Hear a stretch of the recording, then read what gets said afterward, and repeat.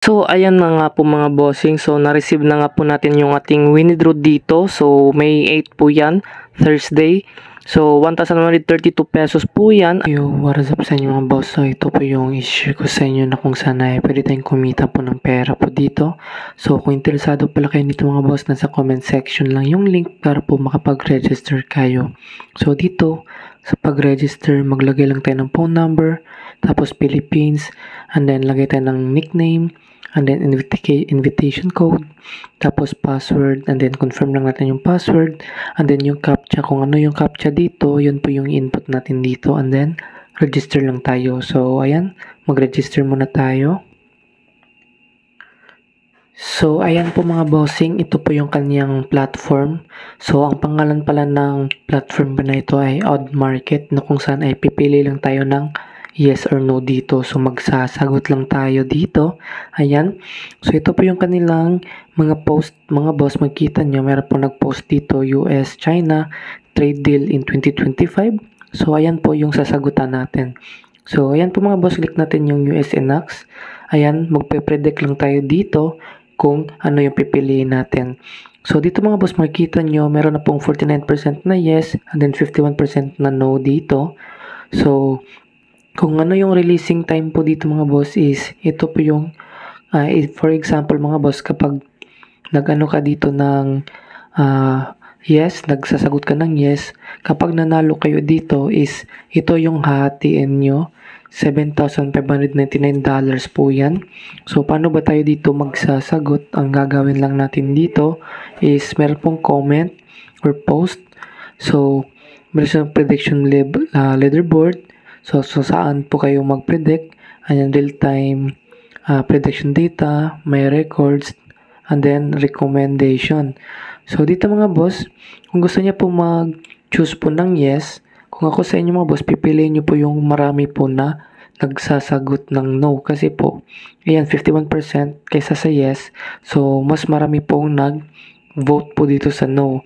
So, pipili lang tayo. Dito tayo pipindot. Choose no lang tayo dito. Ayan.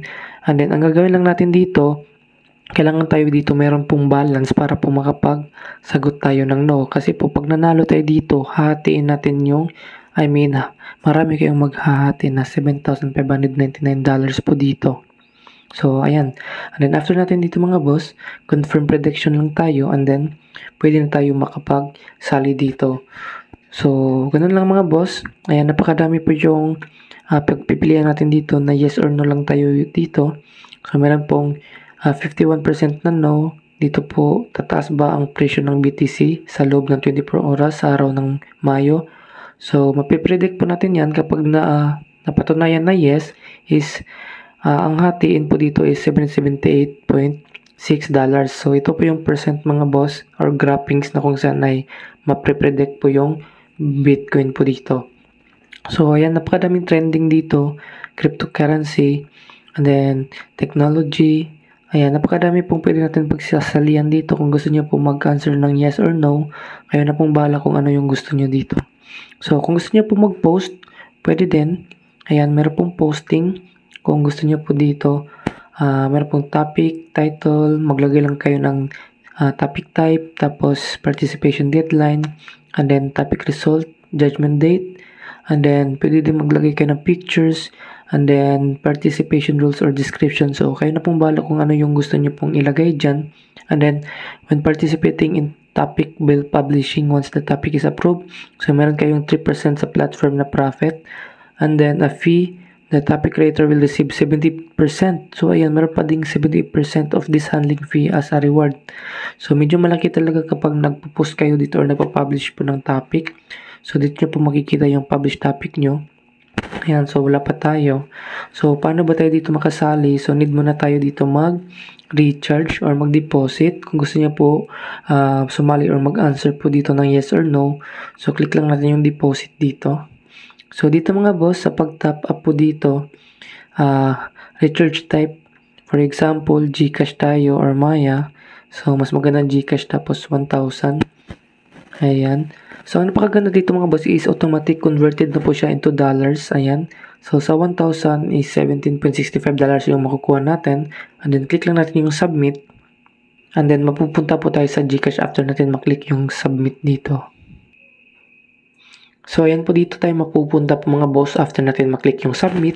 And then open lang natin yung GCash and then babayaran lang natin kung magkano yung gusto natin i-recharge. So ganun lang po mga boss. And then dito po mga boss, after natin dito mag-recharge, so pwede na tayo makapagsali dito sa kanilang yes or no po dito na prediction. So pwede na tayo mag-predict po dito. So kung gusto niyo din mag-invite, meron din tayong invitation link dito, makikita nyo, copy lang natin and then share natin sa mga kaibigan natin or friends. So ganun lang mga boss, para meron din tayong dagdag na commission at pwede tayo makapag-withdraw dito mga boss. Optional lang yung sa pag-invite dito. So para lang po yun sa mga malakas na mag-invite. And then kung gusto niyo po mag-withdraw dito mga bossing, and then dito mga bossing, meron tayo ditong available na $20. So i-withdraw natin to. So sa pag-withdraw lamang dito mga bossing is maglagay lang tayo sa withdrawal value, bank type, tapos bank card number, and then holder name. So ayan mga boss, mag-fill up muna tayo. So ayan dito mga bossing, after natin dito ma-fill upan, so double check nyo lang yung bank card number nyo and then account holder name, tapos GCash po yan. So submit lang natin. So ayan, submit, success na po siya. So ayan, tignan natin sa ating withdrawal record. Ayan, nandito sa gilid. So click natin yan. So ayan, withdraw is 1,132. So wala po siyang withdrawal fee po dito. And then makikita nyo po yung ating time and date, 11:40 AM po yan ng May 7. So abangan na lang natin kapag na-receive na natin yung ating withdraw dito. So ayan na nga po mga bossing, so na-receive na nga po natin yung ating withdraw dito. So May 8 po yan, Thursday. So 1,132 pesos po yan. And then makikita nyo, nag-withdraw tayo ng May 7. So pagka kinabukasan po na-receive natin agad yung ating withdraw.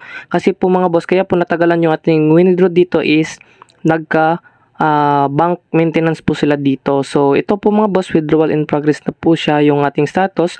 So scroll down lang natin para ma-refresh. Ayan, scroll down natin. So withdrawal successful na po siya mga boss. So ayan po mga boss, napaka-legit, nag-withdraw tayo ng $20. So 1,000 equivalent po yan ng 1,132. And then ito na po yung ating proof dito. Ayan, 1,132 pesos po yan.